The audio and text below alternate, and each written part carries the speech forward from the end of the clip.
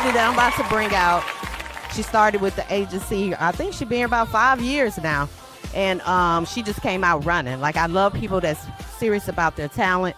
She came out running as a model. She started as a model, and then she realized she wanted to do her own talk show. And she's doing her thing out here in these streets. You see her everywhere. What they say, you got to speak it into existence for it to become as it is. So all you guys here today to support her means the world to her.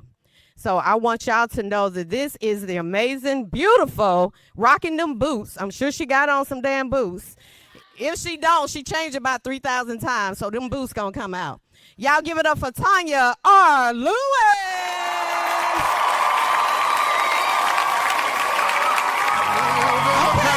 Okay.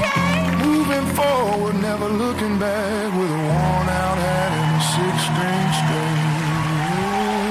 You can kick rocks if you don't like. Y'all put your hands together for Tanya R. I told y'all the boots. Tanya R. Lewis. I was born this way, been loud too long. My style, you can roll your eyes, but I ain't slowing down. I was born to rise, so kick them rocks if you don't like how I talk. I'm gonna keep on talking and walk my walk.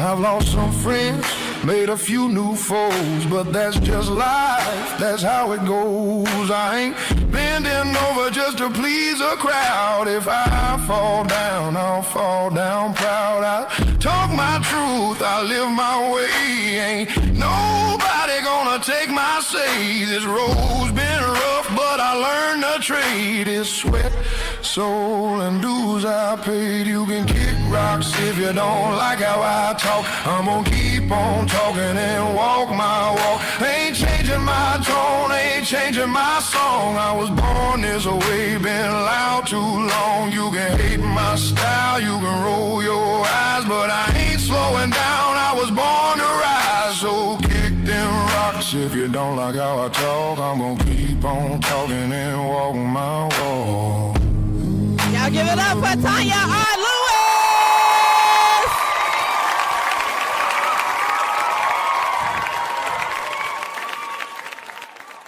First of all, I'm not even supposed to be standing here. Because let me tell y'all something. No, the devil don't want me standing here. Okay? Let me tell you something. Because 15 years ago, December 29th, I was so doped up.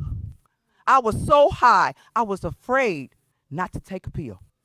My body would go into shock if I didn't get a pill. And one day I said, God help me. And that's exactly what he did. December 29th, 15 years, I've been clean. Thank you, Jesus. Yes, but let me tell y'all something. The day that I decided to come clean, I had 30 days clean, and my parents died 8 days apart. And I said, if that can't make me get high, nothing can make me get high again. So if you got a story, if you are addicted, you know somebody addicted, there is hope. Because God said there is. He said, only thing you don't have to do is pick up. Do that perfectly, and I'll do the rest. So he removed that taste from my mouth. So, Tina B, you need to introduce our first interviewer. Absolutely, absolutely. Blinded by ambition. Native to Jonesboro, Georgia, and standing 6'7", Jasmine Duffy first discovered her passion on the basketball court. She quickly became a national standout, earning recognition as one of the top 5 female basketball players in the country. But shortly after beginning her college career, Jasmine received life-altering news. She had a heart condition called Marfan syndrome. The diagnosis not only ended her promising basketball journey, but ultimately led to the loss of her sight. She is called Blinded by Ambition. Okay? And y'all, I have a sense of humor too, because I told her to feel my wrist and see how fine I am. Okay? She did. So, oh my God, I couldn't wait for this interview, because you know what? God said, because something leaves you that I gave you, I got something else for you. And he has something else for you. So my first question is, can you tell us how your diagnosis of Marfan syndrome changed your perspective on your life and your aspirations? Yes, ma'am. So being like highly ranked in the nation as far as a basketball player, like I had all my plans laid out in front of me. Like I knew who I wanted to be, what I wanted to be, and everything I was gonna do for my parents. Once I made it, and then I went from being on top of the world to the bottom. I felt like at the drop of a dime. So when that happened, I was like, okay, first off, you're replaceable. Like, you know what I'm saying? Like, humble yourself real quick, because at the drop of a dime, you can be on top of the world and then not. And second of all, it was like a mind check. Like, all right, now what? They took basketball. Now what are we replacing it with? So her basketball career she was a number one, because I've been studying. I be in folks' inbox, I be DM, and I be all up in their stuff, okay?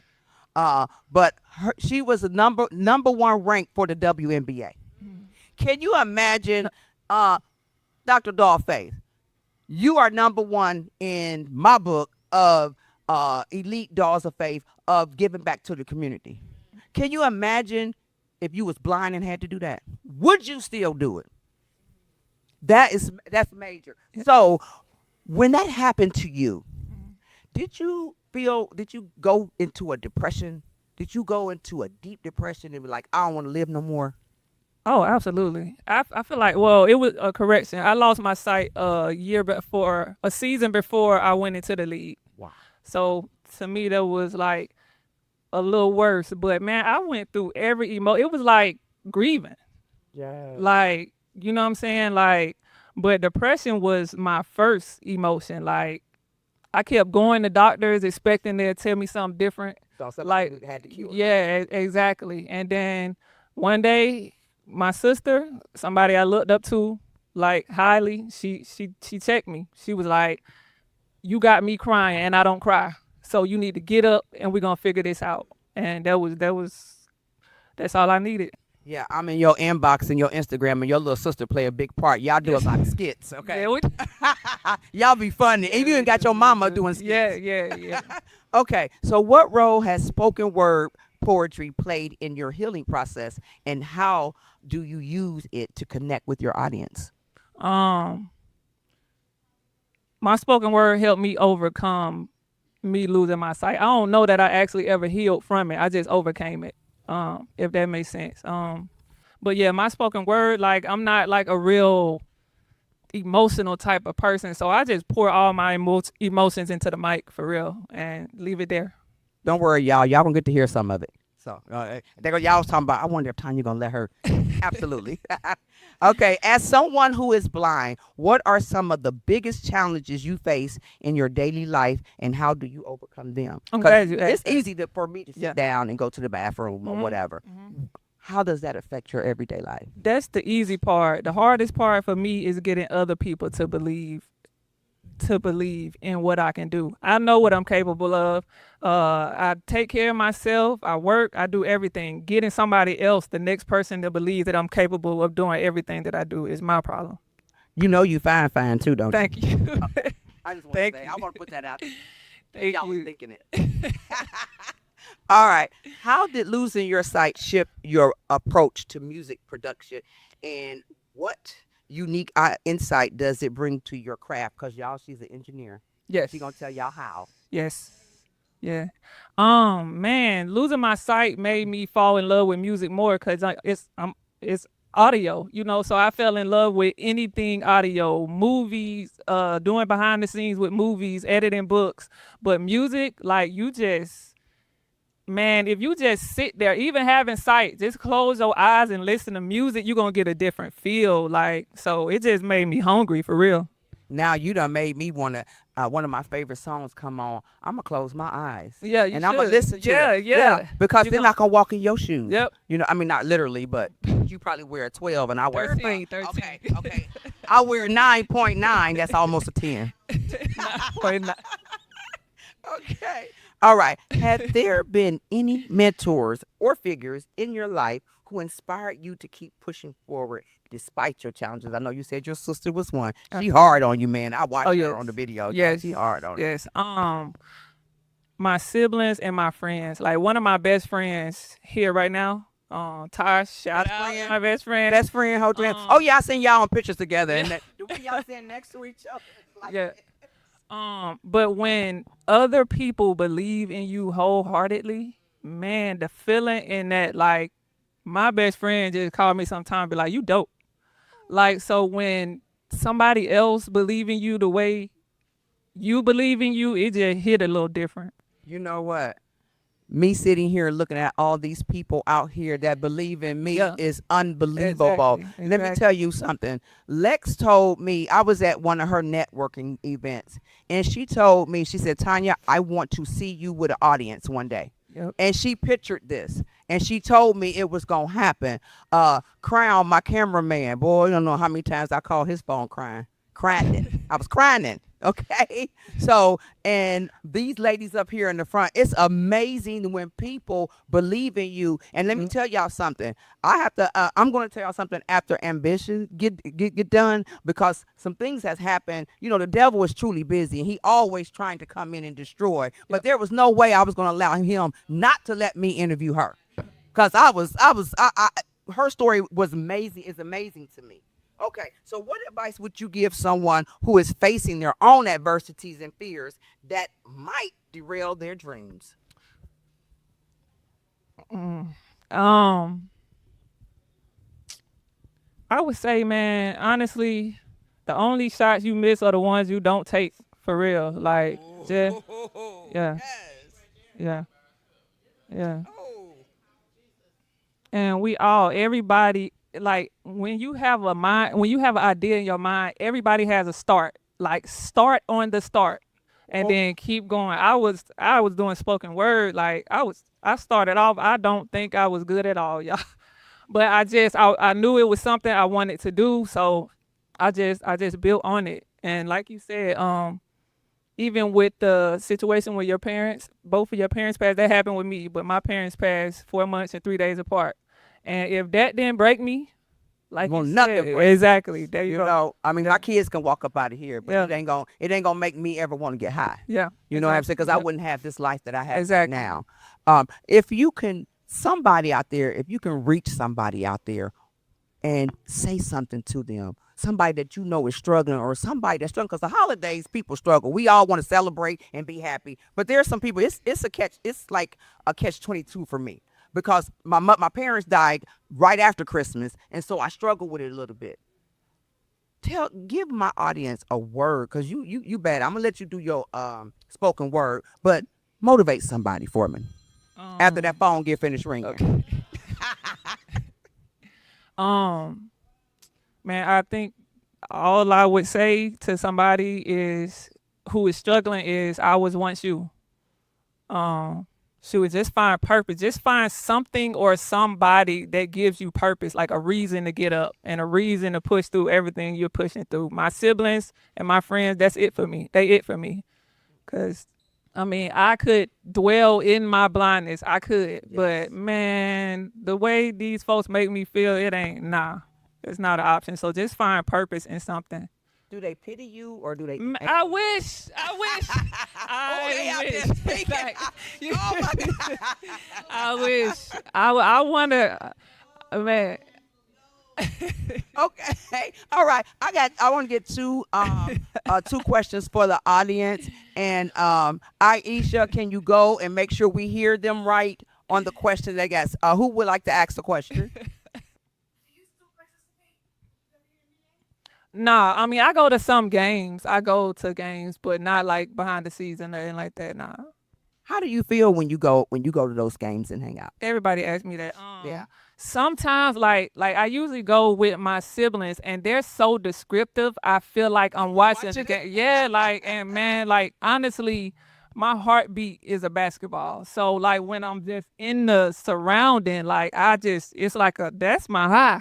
Wow. Yeah. Wow. Do you ever miss being out on the court. Do you still try to shoot? I know you. Oh can't see yeah, them, I'm but taking money. I take people money. You take Like, people's yes, money and yes. Like we could play. We could play. and Yeah. you can still you can still- Absolutely. Yes. My sister makes sure I don't lose that. Like we go to the gym all the time. Oh, she tell you to Yeah. move over Yep. and Yep. We do that. Yeah. Wow. See, Yep. God is so amazing. You know what I'm saying? We're gonna now allow her to do the spoken word, guys, because I really want to hear. Because she done gave me some. How they go? How the young folk go? She done gave me some. There we go. Can you stand up and do that, please, ma'am? I'm gonna touch a different area. The name of this poem is on questions to God. Shoot. So I'm just gonna bless y'all with this and get from up here. Hey. Dear God, I first want to start this prayer off by just simply asking you for grace. Because right now I'm vulnerable, coming to you in my rawest form, so I apologize in advance for anything wrong that I may say. I heard that God is love and love is God. If this is true, God, why is it that my heart feels this way? I mean, I never expected life to be easy, but then again, no one ever told me it would be this way. Now I'm standing here before you with just a mustard seed of faith. So now that it's just me and you, God, I apologize in advance about my aggression, but God, I got questions. Because see, I understand that with life comes death and with death comes you. But if you knew of this, why would you allow us to associate death with pain instead of comfort? Why is it so easy for humans to allow the perception of time to be altered? Why would you bless us with so many beautiful souls just to come and take them back from us, God? Why is everything we do in life associated with a clock when not even this world is timeless, God? I got questions. Like, why can't we all be granted the luxury of a Last Supper? Now, hear me out. Because in no way am I comparing any of us to Jesus, but according to the Bible, you are our Father, therefore we too are your children. So again, Father, let me just apologize about my aggression. It's not you that I'm second guessing, and I know the Bible tells us to not lean on our own understanding, but even knowing all that, it's just something about death that just brings certain questions, God. It's just something about death that just brings certain emotions, God. It's just something about death that just brings certain realizations, like although death is a stranger that one day we will all meet to get the glory, it still hit a little different when it come without warning. I'm affected, God. I'm mourning. You took another one of my heroes without warning, and now all I have left is faded memories and a lingering thought about what it was I would have said if, like the Last Supper, I'd have been granted one last moment. Maybe I should shut my heart off from love so that it don't hurt so bad when I lose them, or maybe I should just learn to toughen up so that it don't hurt so bad when I lose them, or maybe I should just give up on it not hurting so bad when I lose them, or maybe you can just give us a better understanding on why it is we have to lose them. And God, if we absolutely have to lose them, why it gotta happen so tragically?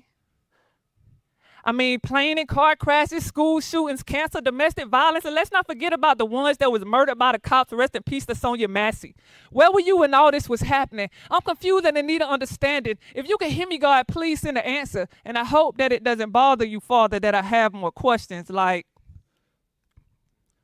if our steps are really ordered, why are so many of your children confused about their life's purpose? God, why you let these ICE agents come and deport people off of some stolen land when the real immigrants are the ones that's doing all the deporting? God, why is it that the worst part about betrayal is that it always seems to come from your loved ones? And God, if I retaliate, that wouldn't be of God, but no one said nothing to them when I was the one they was hurting. Don't leave yet, God. I got more questions like, how can being a convicted felon take away your right to vote, but don't take away your right to run a nation? Why is it that so many people who once fought for our country now take up half the homeless population? I mean, is it just me, or are black people the only ones who have yet to receive reparation? And God, I'll never stop asking, how can I come from a God and not be one if I was made in your creation? Look, Father, I feel like I've taken up enough of your time. But my final question before you go is, if life is such a precious gift, why do we all start our lives off crying? When you have time, please answer me. Thank y'all.